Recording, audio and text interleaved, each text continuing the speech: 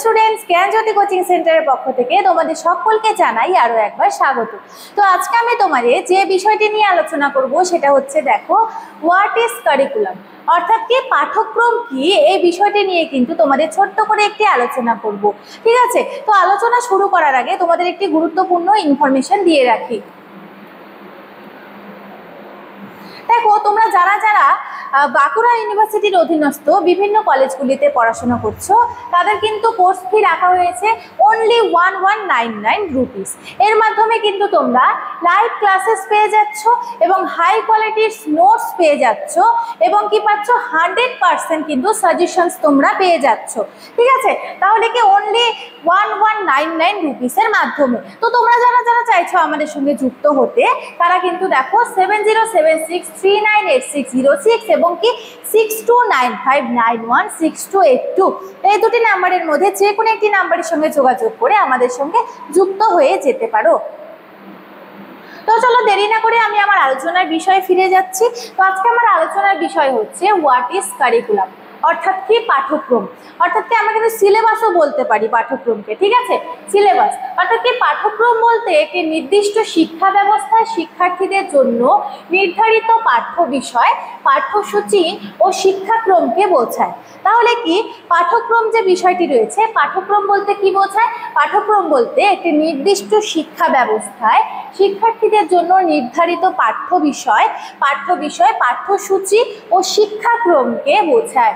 এটি শিক্ষার লক্ষ্য, উদ্দেশ্য ও স্তর অনুযায়ী সাজানো থাকে, যাতে শিক্ষার্থীদের ধীরে ধীরে জ্ঞান অর্জনে জ্ঞান ও দক্ষতা ও মূল্যবোধ অর্জন করতে পারে। ঠিক আছে, অর্থাৎ কি এর সাহায্যে কিন্তু সঠিক যদি সিলেবাস অর্থাৎ সঠিক পাঠ্যক্রম যদি তৈরি করা হয় শিক্ষার্থীদের জন্য, তাহলে কিন্তু তারা খুব সহজেই কিন্তু জ্ঞান অর্জন করতে পারবে, জ্ঞান ও দক্ষতা তাদের মধ্যে কিন্তু বৃদ্ধি পাবে।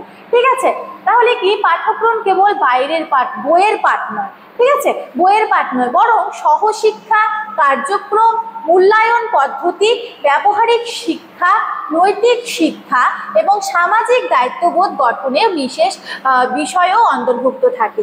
তাহলে পাঠ্যক্রম যে শুধু বইয়ের থেকেই থাকবে সেটা কিন্তু না, এমনভাবে পাঠ্যক্রম তৈরি করতে হবে যাতে শিক্ষার্থীদের কি হয়, শিক্ষার্থীদের সহশিক্ষা কার্যক্রম, মূল্যায়ন পদ্ধতি, ব্যবহারিক শিক্ষা, নৈতিক শিক্ষা বিভিন্ন দিকে যাতে তারা এগিয়ে থাকে। ঠিক আছে, এবং কি সামাজিক যে দায় দায়িত্ব থাকে, দায়িত্ববোধ গঠনে কিন্তু বিশেষ অন্তর্ভুক্ত থাকে এই পাঠ্যক্রমে। ঠিক আছে, তাহলে দেখো এখানে কি রয়েছে, একটি কার্যকর পাঠ্যক্রম সমাজের প্রয়োজন। ঠিক আছে, সমাজের প্রয়োজন, সুযোগের চাহিদা এবং শিক্ষার্থীর মানসিক বিকাশের সাথে সাথে সামঞ্জস্য হয়।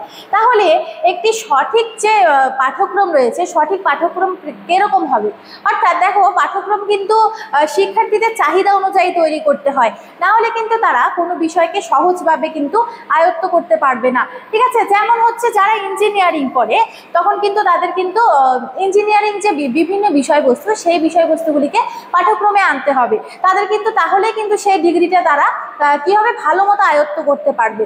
এবং যারা টিচিং লাইনে আছে তাদের কিন্তু পাঠ্যক্রম আলাদা করা উচিত। সেক্ষেত্রে বলা হয়েছে যে পাঠ্যক্রম প্রত্যেকটি শিক্ষার্থীর চাহিদা অনুযায়ী করা উচিত। ঠিক আছে, এরপরে দেখো রয়েছে উদাহরণস্বরূপ আধুনিক পাঠ্যক্রমে বিজ্ঞান, প্রযুক্তি, ভাষা, গণিতের পাশাপাশি তথ্য প্রযুক্তি, পরিবেশ ও শিক্ষা ও জীবনমুখী যে রয়েছে, জীবনমুখী দক্ষতাও কিন্তু অধিক গুরুত্ব পাচ্ছে।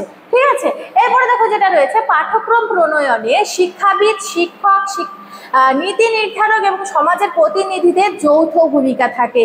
অর্থাৎ কি একটি পাঠ্যক্রম যখন তৈরি করছো তুমি কিন্তু একা তৈরি করতে পারবে না, সেটার সাথে সাথে কি হবে, সে বিভিন্ন শিক্ষাবিদ, তারপরে বিভিন্ন শিক্ষক, অর্থাৎ কি তোমার চাহিদা অনুযায়ী বিভিন্ন টপিক কিন্তু সেই পাঠ্যক্রমের মধ্যে কিন্তু তারা অন্তর্ভুক্ত করবে। এরপরে হচ্ছে নীতি নির্ধারক এবং সমাজের প্রতিনিধিরা যে রয়েছে এদেরও কিন্তু যৌথ ভূমিকা থাকে, এর ফলে কিন্তু একটি পাঠ্যক্রম তৈরি হয়। ঠিক আছে, এরপরে দেখো কি রয়েছে সুপরিকল্পিত পাঠ্যক্রমের মাধ্যমে সুপরিকল্পিত পাঠ্যক্রমের মাধ্যমে শিক্ষার্থীর জ্ঞান অর্জনে পাশাপাশি চিন্তা শক্তি, সৃজনশীলতা, সমস্যা সমাধানের ক্ষমতা গড়ে তোলে।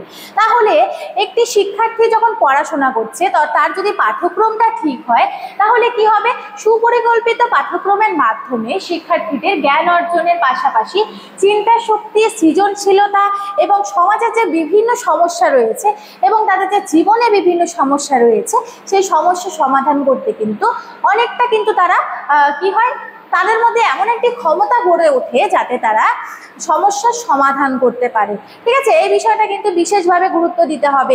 এক্ষেত্রে পাঠ্যক্রমে কিন্তু শিক্ষার্থীর চাহিদা অনুযায়ী বিভিন্ন বিষয় কিন্তু অন্তর্ভুক্ত করতে হবে। ঠিক আছে, এবার দেখো সুপরিকল্পিত পাঠ্যক্রমের মাধ্যমে শিক্ষার্থীদের জ্ঞান অর্জনের পাশাপাশি দেখো একটা লাইন কিন্তু এখানে দুবার হয়েছে, তো আমি এটা আর বললাম না, তোমরা এটা দেখে নিও। ঠিক আছে, একটা লাইনে কিন্তু এখানে দুবার হয়ে গেছে। ঠিক আছে, তো আজকের আমার আলোচনার বিষয় এতটুকুনি ছিল।